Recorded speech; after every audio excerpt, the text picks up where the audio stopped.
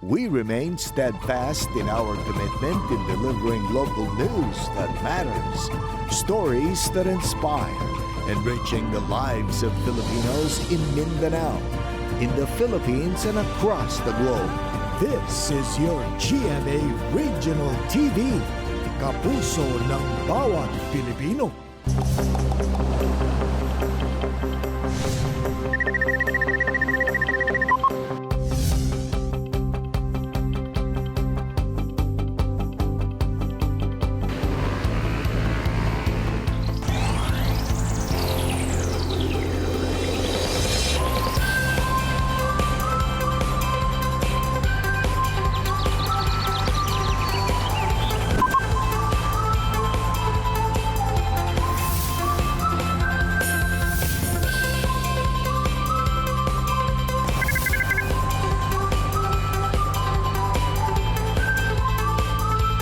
Kini ang At Home with GMA Regional TV. Good morning mga kapuso all over Mindanao. It's a brand new week to live and be happy. Good morning, Attorney Resi. Good morning, Sabsayog. What a great morning, Sabdimo, ug sa atong mga kapuso hilabi na sa mga taga-Bayugan ug San Francisco, Agusan, del Sur Province.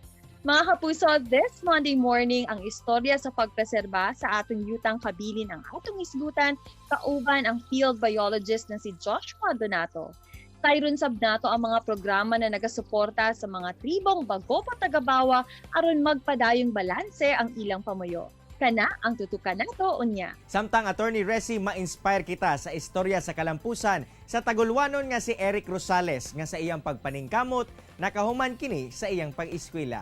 Samtang makauban po nato sa Bistok ang actor na si Don Boco. Apan una ka na mga kapuso, nasayod ba mo kung unsa ang duhang ka relihiyon nga adunay pinakadakong populasyon dinhi sa Mindanao? Mao kana ang relihiyong Islam ug Katoliko. Adunay kapin 57% sa mga Katoliko o mga Kristiyano ang ania sa Mindanao ug ang Davao City ang adunay pinakadaghang residente nga mga Katoliko. Gisundan kini sa Caraga Region, Northern Mindanao ug Zamboanga Peninsula. Samtang 23% sa populasyon sa Mindanao gilangkuban sa Islam, diin sa BARMM ang dunay pinakadaghang Muslim.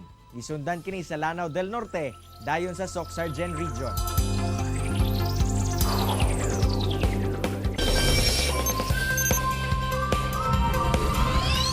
Mga kapuso, karong buntaga atong sayron ang storya sa usa ka pump attendant sa Villanueva, Misamis Oriental nga nahimong inspirasyon karon kay tungod sa iyang pagkugi.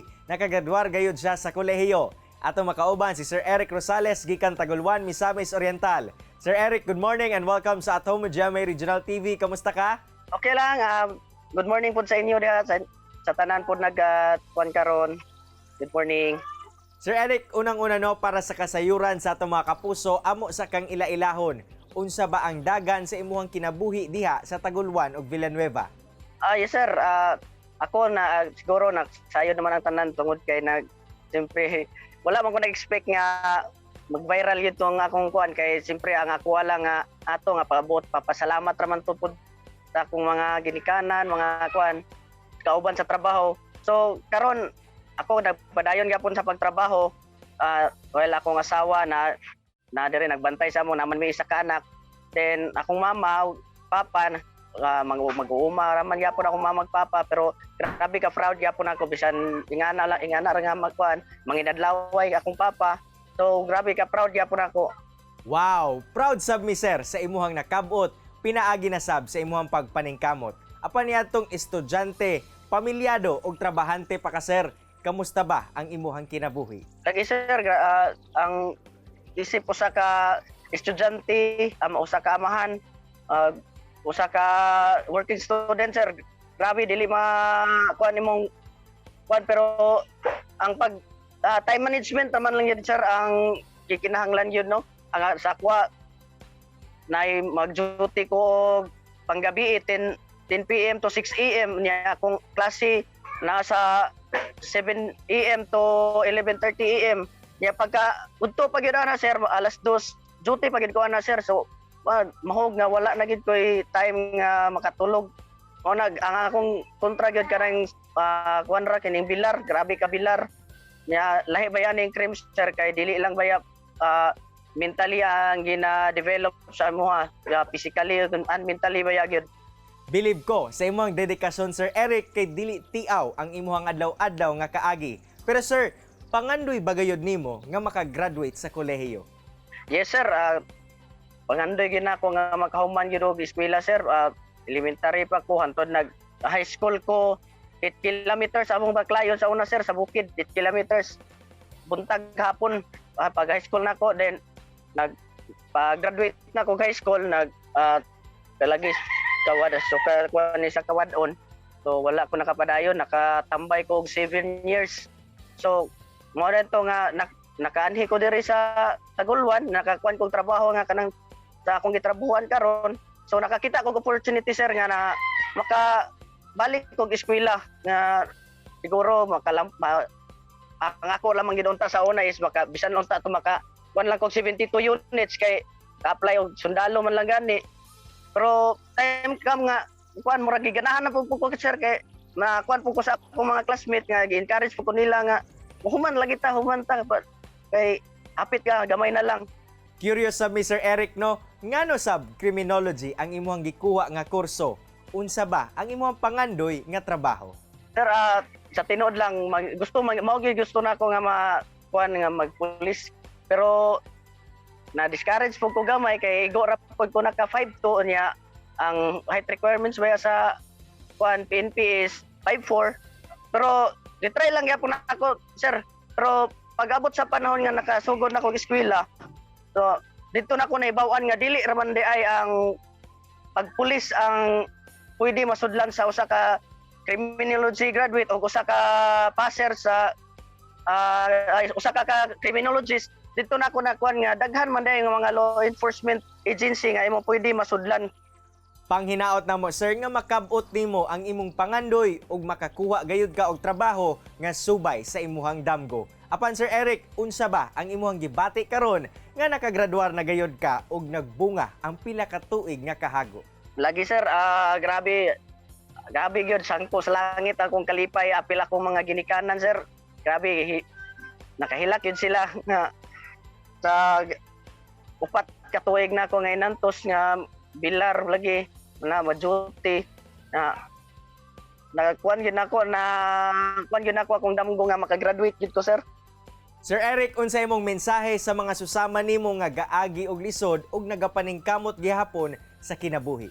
Sa mga kuan ay no mga working student o nakita man sa ninyo katong usa ka amahan pod si Sir Jerome.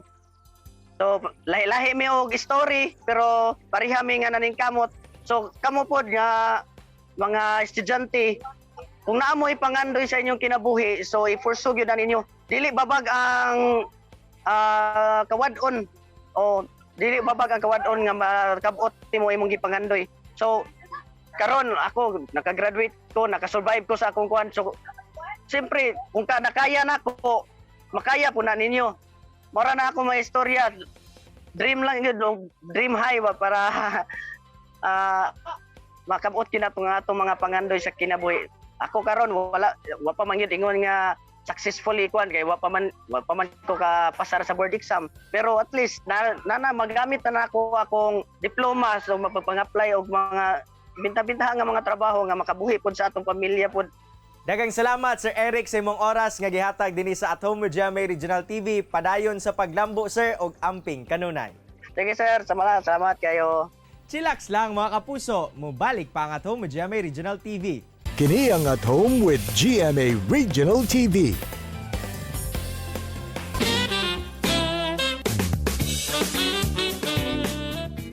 Hello again mga kapuso! Ato ang makauban this morning ang usa ka very talented actor ug usa sa mga angay natong atangan, GMA drama series na The World Between Us. Walay lain pa kundi si Don Bocco. Maayong buntag Don, welcome dito sa At Home with GMA Regional TV. How are you? Maayong buntag po, Attorney Resi. My morning, naitulong naman yung kape. Kailangan natin ng kape, lalo na sa pandemic na hindi natin kontrolado ang ating gising.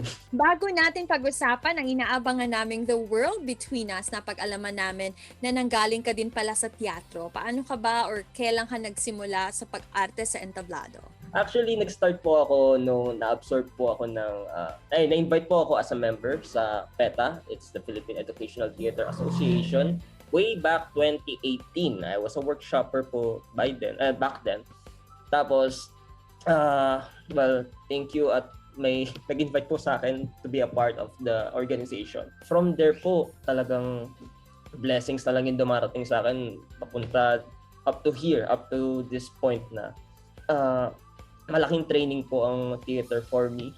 Alam din namin na medyo malaki din yung pagkakaiba nung ginagawa mong stage play pati yung TV acting, right? So ano yung mga paghahanda na ginagawa mo? Very big ang adjustments ko bilang trained ako sa theater, and bago ako pumasok sa series ito, nahasa rin ako sa commercial. So anong parang similarities ng commercial and theater? Very big ang movement, very larger than life. So, parang nung script reading namin, first script reading namin with Direct Dominic Zapata and the whole cast, ang note sa akin ni Direct Dom, okay yung ginagawa mo, liitan mo lang. Yun naman din ang concerns na may mga theater actors. Although, kaya namang i-adjust, pero syempre, nahasa nga kami na parang natural na sa amin na malaki ang galawan namin.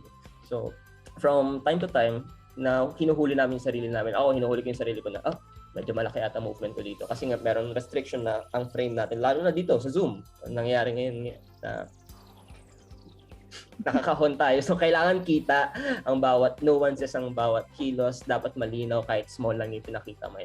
Such. I'm still learning day by day. So Don, ano naman yung naging initial reaction mo nang malaman mo that you're going to be part of the cast ng The World Between Us? Ganon. Hindi, to be honest, sobrang mapapanganga ka na lang kasi hindi ko naman din yun expect na ganito kalaki yung character, and lalo na yung mismong production, yung mismong serye, kasi grabe yung planning, grabe yung puso na ibinuo sa show na to, grabe yung vision ni Direct Dom sa pag-put together ng buong show na to, and grabe yung GMA sa alaga rin. Ikwento mo naman sa amin kung sino at ano si Pitoy dito sa istorya ng The World Between Us. Ayan, Atty. Resi, ang magiging role ko po, ako po ay si Agapito Y. Flores or aka Pitoy.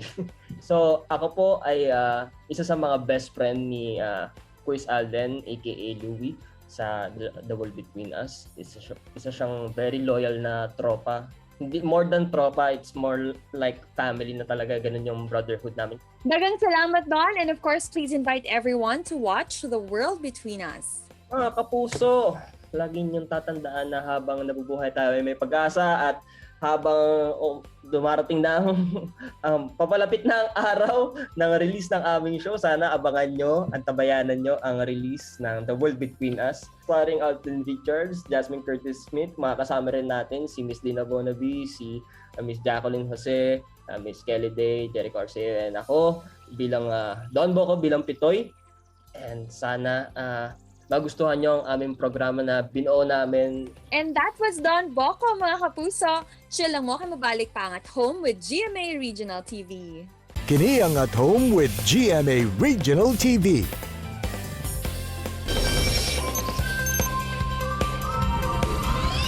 Gawa sa pagatiman sa atong mga kalasangan na himong hagit sa atong katilingban ang pagprotekta sa ancestral domain sa atong mga kaigsuunang tribo diri sa rehiyon. Maunang kadungbuntaga mga kapuso, sayrunta ang mga lakang sa panggamhanan, kapartner ang mga organisasyon na nagatabang sa pagkonserba sa atong yutang kabilin. Kauban ang field biologist sa EGIP Foundation nga si Joshua Donato. It's a great morning, Sir Joshua. Welcome dito sa At Home with GMA Regional TV. Kamusta ka, sir? Good morning, attorney. Sa pagkakaroon, okay kayo? Maayo atong tawas o maayot na to sa maayong sitwasyon or kondisyon. Sir Joshua, isip po sa ka-biologist na nagatutok sa wildlife and natural resources, paunsa ka nasulod, sir, sa pagkonserba sa Obumanovo Ancestral Domain? It started when I worked as a field biologist sa Philippine Eagle Foundation. Ang amo kasing objectives before sa Philippine Eagle is in order to protect the nest, the Philippine Eagle, the nest, and other wildlife, kinahanglan po nato i-protect tong mga tao nga naa sa palibot sa forest, which is kasagaran ana is mga tribo. Diri sa Davao alone, ang Ubo Manubo is naa siya daghag mga nesting sites diri sa area. So, mao nang nisulod mi kay we want them to protect their own forest. Nga dili na kay kung kami mismo mga biologists ang magprotect, kulangan gyud ta og resources, kulang tagta manpower, dili ta swito sa lasang compare sa mga tao nga nagpuyo diha sa palibot. Mo tong nakasulod ko sa Ubo Manubo kay naaman may projects sa Philippine Eagle na kay mga more or less 4 nesting sites of Philippine Eagle sa Ubo na Manubo area is naa diha. Ang among ginahimo is let's work with them, the community, para other than sayon lang among matrabaho, mas maprotektahan pa gyud ang area kung asa tong mga Philippine Eagle o other wildlife. I agree with you, Sir Joshua, no? Gawa sa atong mga kalasangan, bahandianon, alang kanato ang mga tribo ng lumulupyo dinhi. Apan isip po sa ka-field biologist, Sir Joshua, unsa ang kasagarang mga challenges nga na-encounter ninyo? As a young biologist, daghan kaayog mga challenges nga among na sugatan sama anang halimbawa mga less of rich research data nga among nakuha sa mga wildlife, gamay pa kaayog mga studies. Then on the long run na katong mga logistic supports, financial supports for travels, then naapoy mga kung naka sa field kanang ang panahon, klima, weather. Then kung naka sa forest or naka sa dagat, lisod kay lain-lain og sitwasyon kada forest. So kada dagat na ay mga wildlife nga kanang malala, na ay mga friendly. So then kung naapoy mga politics involves, kung naka sa area daghan kag agian kanang bureaucracy sa atong government is isa na sa nakapadugay kung naami mga himuon ng mga research on the field. Maong bilib kaayo ko sa inyo ha, sir, kay dasig kaayo mo sa pagpadayon sa inyong katungdanan. Ug karon, sir, unsa ang sagad issue nga ginaatubang sa atong mga tribo hilabi na sa pagprotekta sa ilahang ancestral domains diri sa Rehiyon 11? Daghan kaayo, attorney, og mga issues nga among ginasagubang karon labi na sa tipo og tribo. Una ani is ang urbanization. Ang syudad nagkaduol na dito sa mga bukid nga park. Then deforestation, number 1, mao nang major concern yun sa IPs. Deforestation, then encroachments of migrants sa ilahang ancestral forest. Then kaning low weak enforcement, halimbawa ang naami gigunita ng mga bantay bukid karon. So nagasubmit sila report sa mga concerned agencies. Ang actions gani is dugay kaayo. Naapoy modernization. Pero kung tanaw nimo musuroy ka from Baguio District to Marilog District, every year kagamay ang lasang. Unya nagakadaghan ang mga resorts, mga infrastructure. So mo tong giingon before na atay 244 hectares of forest. Karon ni gamay na siya into 54,000 na lang base na sa mga latest literatures nga among nabasahan. So nagkagamay gid siya. Ang rates sa mga distractions such as deforestation, encroachments of IPs is nagatubo gyud every year. The attorney dako gyud kaayo siya og pabag sa mga buhuluhaton sa mga biologists nga sama nato. Sakto gyud ka, sir, maong dakong hagit sa atong panggamhanan og kitapod mga katawhan nga suportahan sab sila alang sa ilahang kalambuan. Ug karon, sir, unsa ang inyohang gina-envision sa inyong mga proyekto? As a field biologist, ang ginalook forward yun namo is maprotektahan ang atong mother nature. Naay mga NGO or mga government agencies nga maayo ang proyekto para sa mga tribo sa pagprotekta sa kinaiyahan. I-replicate na lang nato to siya. Pangitaan na nato basihan kung unsa ka maayo ang ilang ginahimo. Unsa tong challenges, then let's move from it. Let's move forward. I've been working for the conservation communities for almost 12 years now. Nganong nagabaligya man sila, nganong namutol man sila og mga kahoy, nganong nanghunting man sila og mga wildlife, tungod kay wala sila saktong panginabuhian. Kung mahatagan nato sila panginabuhian, halimbawa sama sa among ginahimo sa among project ma'am sa NGO, tagaan nato sila panginabuhian diri sa ubos, i-edukar nato sila aron sila na mismo ang magprotekta sa ilahang mga ancestral domain nga yuta, sa ilang yutang kabilin. Tagaan nato sila mga sustainable nga panginabuhian nga ilang ikabuhi sa ilang pamilya ug aron pod sa ilang pang-adlaw-adlaw na mga panginahanglanon. Then para sa mga kapuso viewers, balik ta sa basic. Katong pinakasimple, recycle, reuse. Live sustainable, maggamit tag bike sa atong transportation, magkauntag mga organic food, mag-conserve og water. Labi na karon sa panahon sa pandemic, kinahanglan nato ang protektahan ang atong mother nature kay nakita nato unsa ang epekto kung siya mismo ang mobalos sa atoa.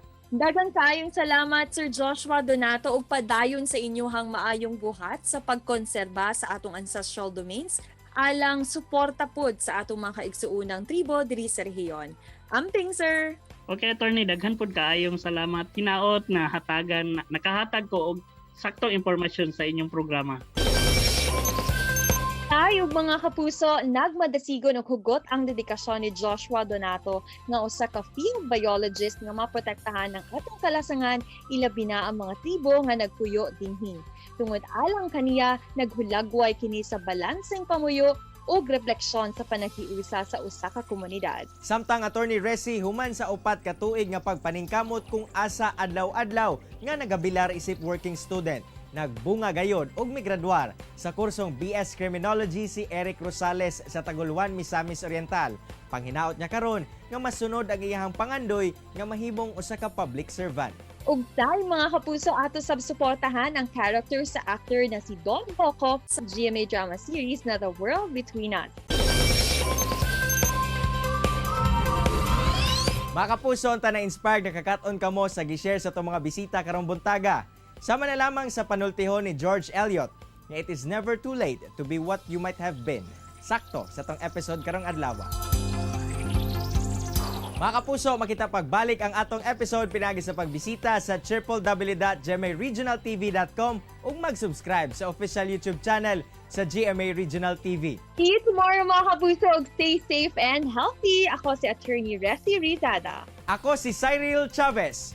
Buong puso para sa Pilipino.